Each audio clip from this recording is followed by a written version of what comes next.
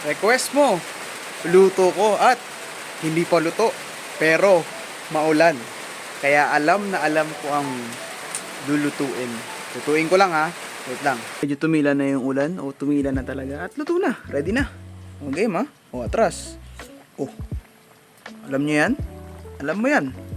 Alam mo yan? O sige na, ready na tayo. Eh nagprito pa ng dried fish. Oh, grabe, kain na. Alright. Talaga nga namang mapapalakpak ka pagka ganito ang ano. Si Sander mamaya, saya na naman pag ganito ang ulam. So hindi ko siya nilahok dun para meron tayong suprito. Ang nag-request pa nito ay ito. Yan, si Ate Sol, si Ma'am Sol. So nung bago pa lang ako sa pag-ibig, parang ilang months na lang ata siya nun doon kasi nag-move na siya sa Australia. Kinuha na siya nung asawa niya. So, Ate Sol, kumusta dyan? Kumusta dyan? Thank you sa pag-request nito. Nakakamiss nga naman talaga kung nasa ibang bansa ka na, no? Kasi ang hirap makaluto ng ganito kung wala kang bagoong natural, no? So mahirap. So ito nga pala guys ay diningding, pulang lang, tama ba? Or inabraw. So tatlo yan. Pero ang pinakaalam ko talaga dyan is inabraw. So, kasi si Papa nga is Ilocano. So meron din tayong Ilocanong dugo sa atin. Kaya yan. Hindi ko po first time na magluto niyan. Matagal na. Palagi na ako nagluluto niya lalo na pagka rainy season. Simulan na natin. Pero bago yun, pray muna tayo. Panginoon, napakabuti mo at maraming salamat sa panibagong araw, sa magandang panahon, at sa mga tao na nanonood at sumusuporta sa atin. Pagpalain mo itong pagkain na to. At nawa, yung mga nagre-request ito ay matikman din nila.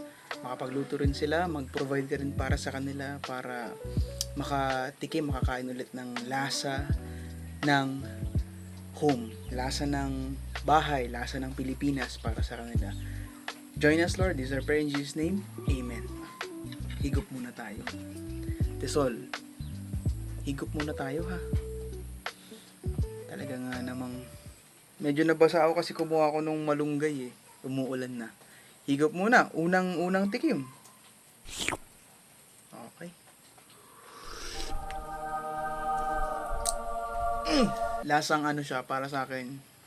Lasang Isabela or basta lasang doon. Kung saan man ako na napadpad nun. Kila mami tsaka kila daddy. Yan. Lasang lasa. Grabe kuha ko yung luto nila. Kahit pag nagluluto si Papa or si Mama nito. Medyo mainit-init pa. Pero pwede na. Unang tikim. Hindi lang para kay Ate Sol. Para sa ating lahat na mga kahulsam. Ano naman?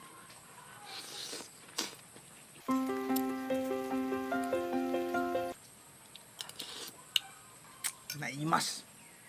Kalimutan ko palang ano dyan. Batiin no. Nakakabsat. Kahulsam na kakabsat.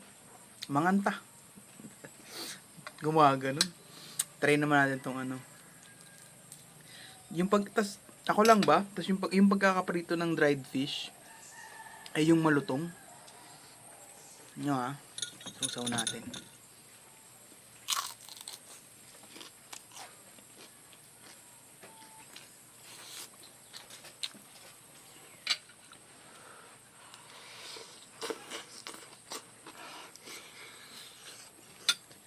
Hindi ko pala kayo nasubukan ng dried fish oh. Unang tikim. Ito may toyo mansina para mabalanse yung alat tas rice. Okay.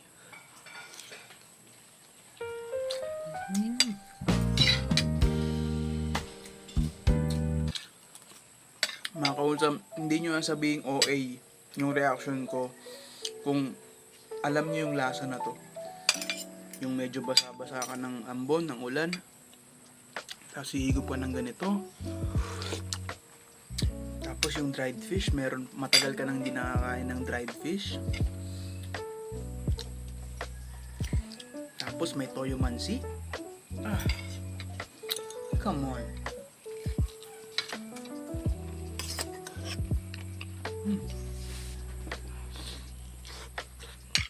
Ultimate tikim. Ultimate kagat. Sige. Merong isda, toyo mansi, tas gulay. Okay.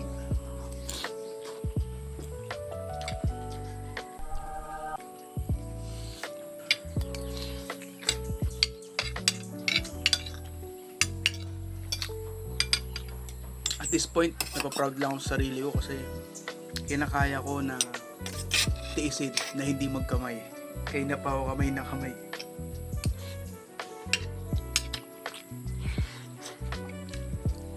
Bago ko ubusin to, mag-palate cleanser muna tayo.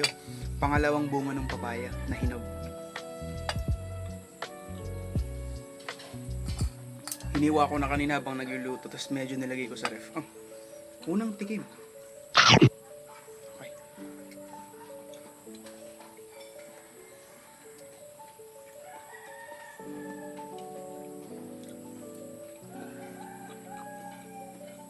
Wala mo na magre-request ha. Pero kung natakam ka, magluto ka na o kaya bumili ka dyan sa inyo. Oh, paano hihintay mo? Tara, kain. Hanggang dito na lang. Stay wholesome. God bless. Ay, nakalimutan ko palang i-rating sa sobrang busog, sa sobrang sarap ng pagkakakain ko. Oh, ang rating, si Der mag-rate. Kasi, sarap din ang kain niya. O Der, ano rating? Mga 10. Parang lahat naman nata sa Cider, 10 out of 10. Sarap talaga. Kuwang-kuwa, natuwa din ako, kuwang-kuwa ko yung lasa, yung timpla, nung pagkakaluto ng predecessor ng mga nila papa, ni mama, tsaka ni daddy, tsaka ni mami. Kung sino yung mga kilala ko na nagluluto nun. Kuwang-kuwa ko yung lasa. Cider na yung pinarate ko kasi wala naman sigurong mahirap i-rating ang lasa ng what feels like home. Very subjective yun, and yun, natuwa din ako. Pero yun nga, 10 out of 10.